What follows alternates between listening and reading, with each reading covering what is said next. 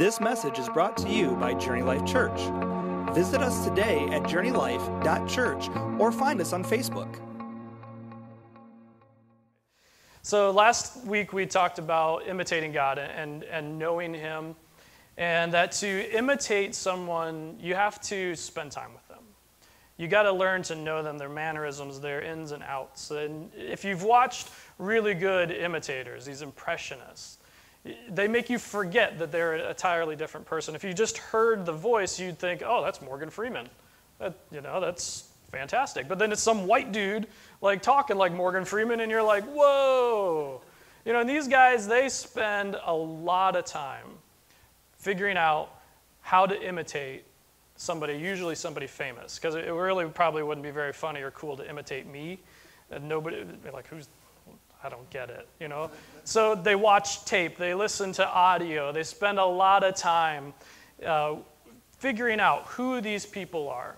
I wish that I was really good at impressions, because the one that I would do would be Christopher Walken.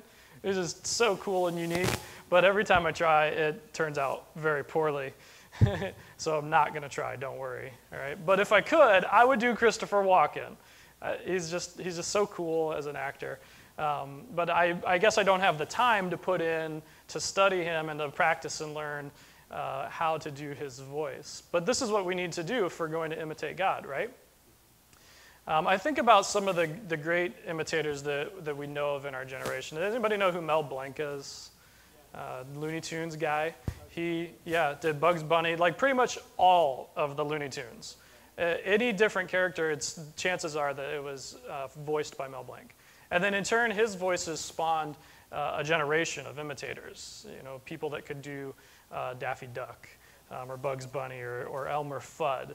His work inspired a lot of people to do impressions, and he spent a lot of time learning these different voices and making them unique.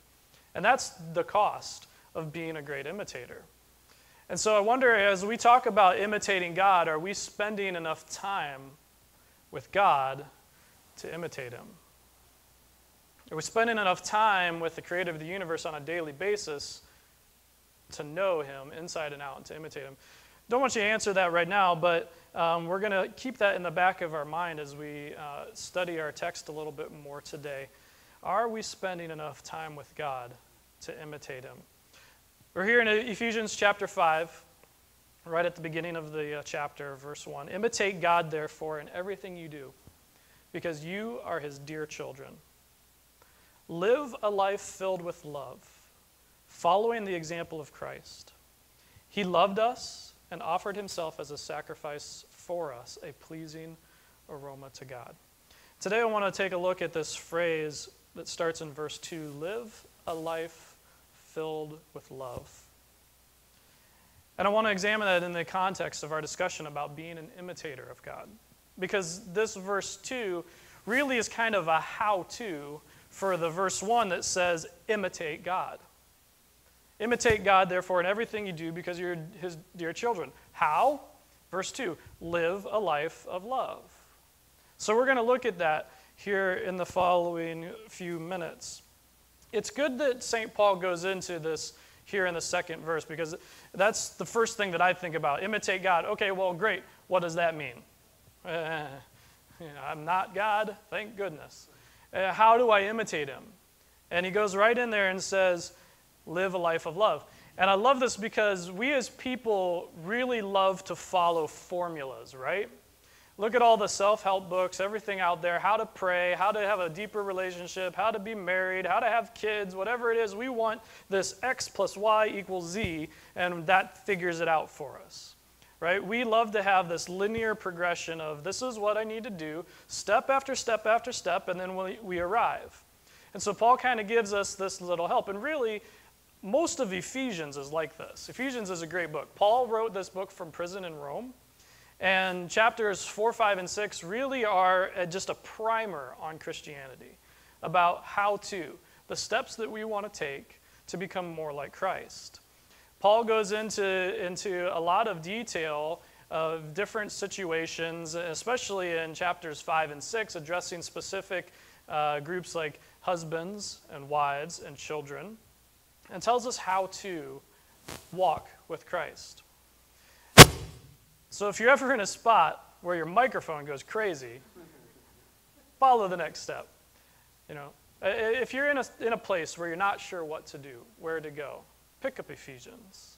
Read it all the way through. It took me probably about 10, 15 minutes to read the whole book. It's not long. It's short. You can read this in one sitting in a day. And I encourage you to do that because even though this book was not written for a specific circumstance or to necessarily respond to a specific theological issue like a lot of Paul's other books, there's so many little tidbits in this book that it's applicable, that's a fun word, to everyone across the spectrum. So it's here in Ephesians 5 that we get this how-to in relation to imitating God. Well, living a life filled with love kind of almost needs its own how-to, right? Because there is a lot that phrase encompasses. Live a life filled with love. That sounds great. Maybe we should put it on t-shirts, billboards, and then everything will be solved, right? Well, live a life filled with love can mean a lot of different things. Paul goes into that a little bit more here in a second. I bet if I went around this room, each one of us would have a different idea of what live a life filled with love really means. Each of us is shaped by our experiences, by the things that we have done, who we are, and so it's no wonder that when it comes to things like love, or any formula really, we might replace a part with something else on our own. For you, X might mean something different. For me, Y might mean something else. And then when you mash them all together, you get as many different formulas and how-tos for the people that you are talking to. Fortunately, the Bible is our standard and will kind of tell us what it is living a life filled with love really means. Because if we look outside the Bible to people or to our culture, we're going to get different ideas. We're going to get things that maybe don't line up with what we believe to be true in the Bible. You see, love to our culture means something perhaps a lot different than what we consider it to mean. I think love is more about me and less about other people in the world today. It's more about that feeling that I get when I'm next to someone. I get those butterflies when I'm next to Stephanie. My heart goes pitter-patter. And if that's the extent of love for you, you're missing something. But this is kind of love is less of a choice, a commitment to our culture than it is a moment or a feeling. God would define love very differently than the people that are outside his love and his care, because when we come across statements that God made about love, they feel very foreign, right? Jesus said, love your enemies. And when we think of love in the context of a feeling or a moment, it's no wonder that we're very happy and comfortable keeping love there. Because loving your enemies is tough. And I'm not sure we all really kind of wrap our heads around what that means, but when God speaks about love, it's very different than when humans speak about love. Because when God speaks about it, it's not just a whim. It's not just an emotion. It's not just something that helps us, breed, find, recreate ourselves and move forward on an evolutionary time scale. For God, it's very different. God himself is love. And so in the culture, in humanity, finding examples of love as a commitment, as a choice, as a dedication to another person, these examples are few and far between, right? I mean, think about the times where we hear of someone being married for 65 years. We're like, whoa, how'd you do that? Because really that's not common. Now, there may be some other reasons it's not common, like people don't really live that long all the time, or they got married super young. But examples of commitment, of love that goes day in and day out, that goes beyond a feeling and a moment, they can be few and hard to find. Because love to us as humans is more about what makes us happy sometimes than it is about the sacrifice that we make for someone else's happiness or joy. Love can be more of what makes us feel good instead of about another person. But look at what Jesus did. Paul describes it here in Ephesians chapter 5. It's still in verse 2. He says, live a life filled with love. And here's the how-to.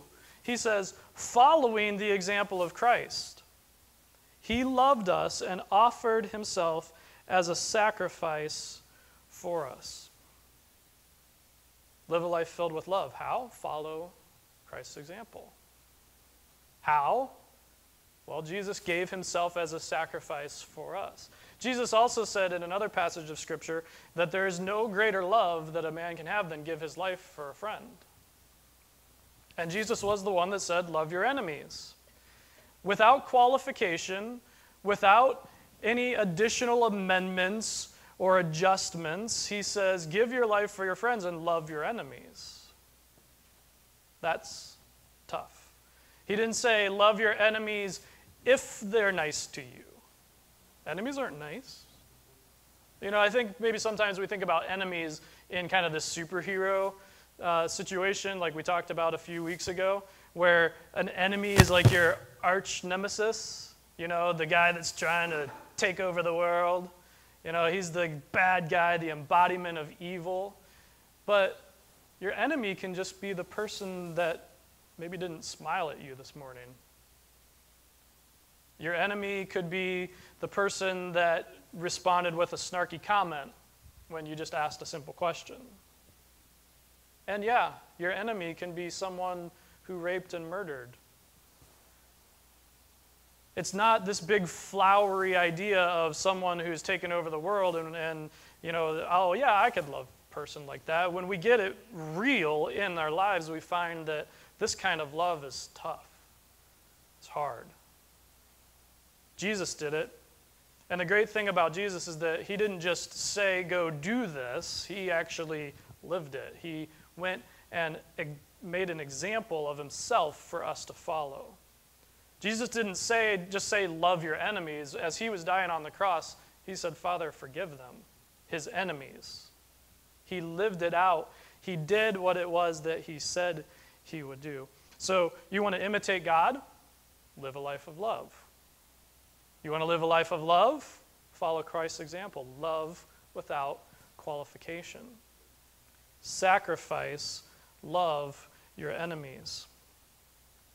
A few weeks ago, there was a shooting in South Carolina.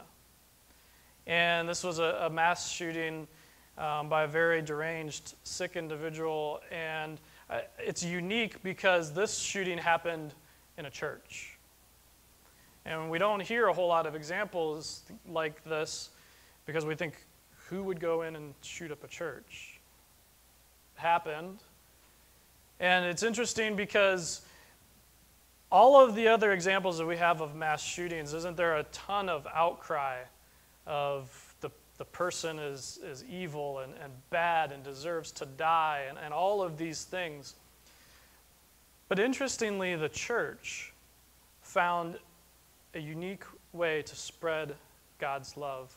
Let's watch this video of how the people affected by this shooting responded to their enemy. You took something very precious away from me.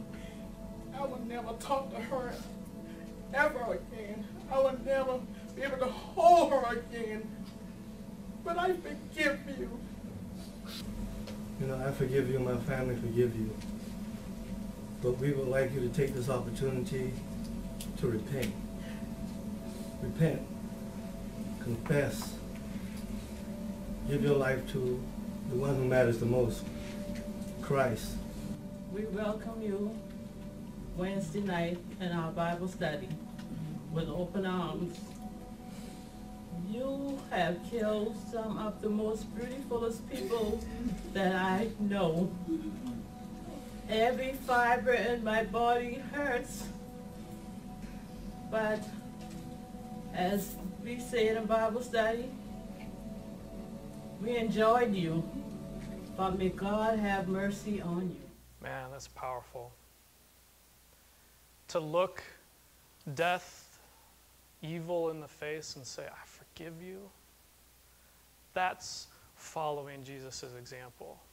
That's not a love that disappears when you're out of the spotlight or out of mind.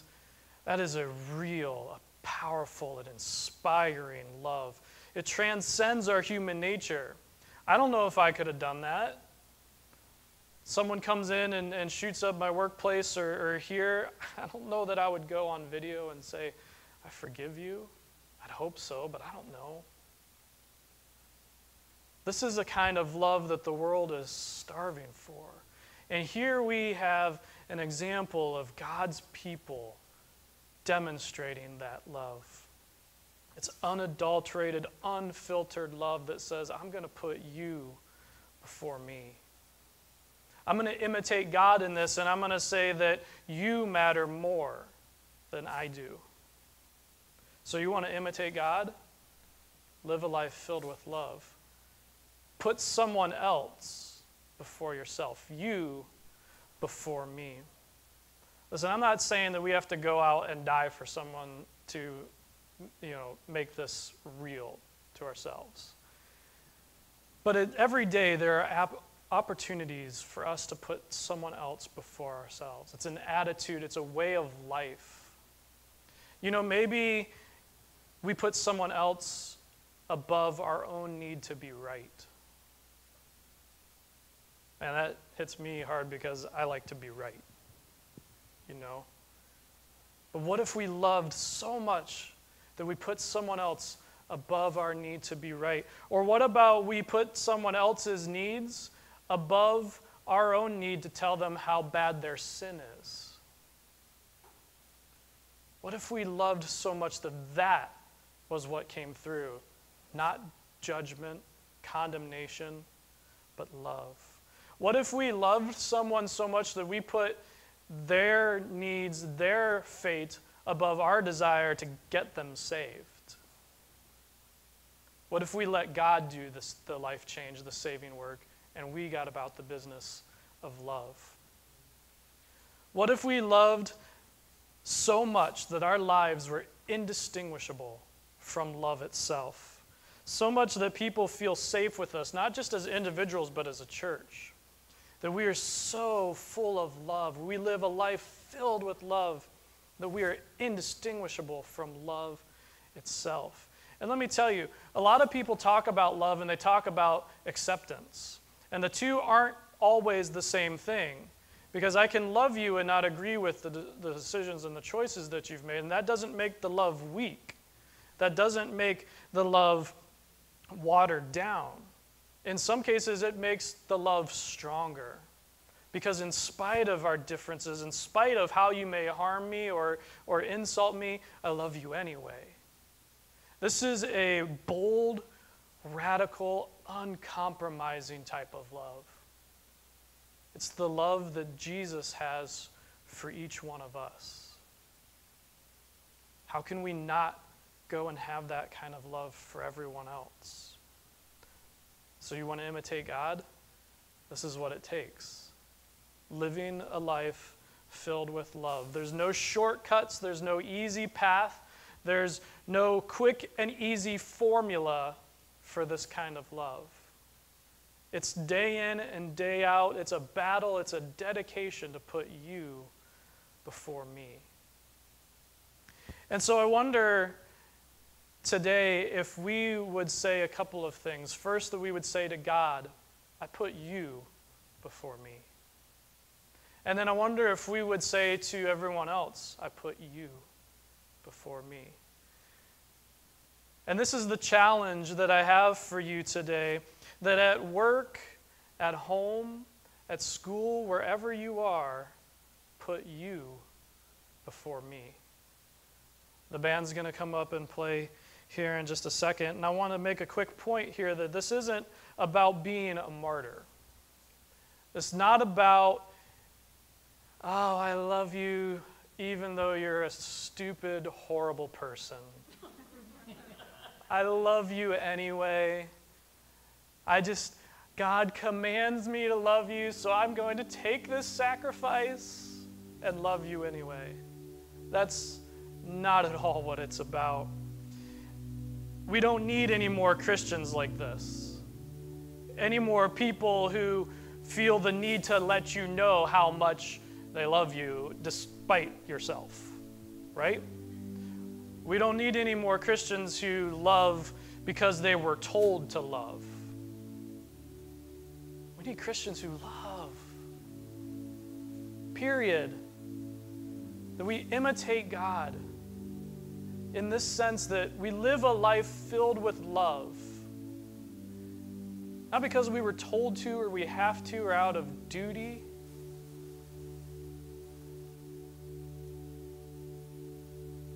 So I want to challenge you today, put someone else's needs above your own needs. This may come in many different flavors or opportunities, different situations. Each one of us is going to be in a different place throughout this next week, a different opportunity to put someone else before us. You know, God said, love God with all your heart, all your mind, all your soul.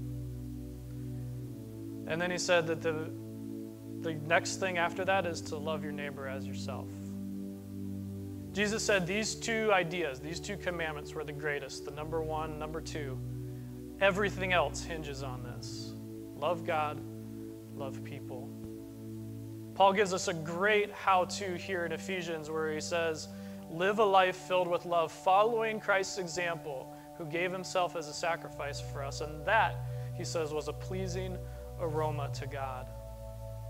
With every head bowed, every eye closed in this place today, how are you going to put someone else before yourself? We look for these formulas, and when Jesus said, love God with all your heart, mind, soul, and then love your neighbor as yourself, those are the only things you have to do. That's the only way that really impacts us as a person. He didn't say, you go out and do this, and this. He said, love. In other words, make this about someone else, not about you. You before me. Here's the catch. This kind of love is not possible outside of God. It's not possible to love your enemies in the way that Jesus loved enemies outside of Jesus. And so this takes us back to the first question that I asked. Are you spending enough time with God to be able to imitate him? Are you spending enough time with him to be able to love like he did? Are you spending enough time with God that your life is indistinguishable from love itself? Maybe you are, maybe you aren't. I don't know. But today I want to challenge you to do better. No matter where any one of us is at this point in our lives, we can do better. We can go further. We can be more like God today than we were yesterday. I don't ever want to be at a place where I'm no longer amazed by God, where I'm not moving forward. I don't want to settle. I don't want to be comfortable. I want to move forward with God. And I would challenge you to do that as well.